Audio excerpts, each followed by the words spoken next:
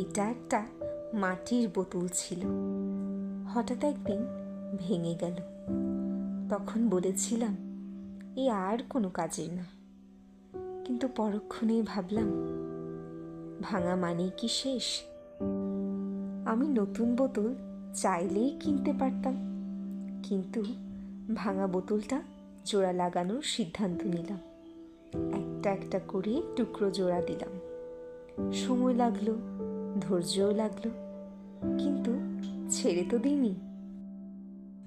তারপর তাতে রং দিলাম, তবে ভাঙা দাগগুলো ঢাকার জন্য না, বরং বোতলটাকে নতুন একটা পরিচয় দেওয়ার জন্য। আমাদের জীবনও এমনই, আমরা ভেঙে যাই ভুলে, কষ্টে, ব্যর্থতায়, কিন্তু ঠিক করার চেষ্টা করলে আমরা আগের মতো না হলেও আরো সুন্দর করে নিজেকে গড়ে নিতে পারি।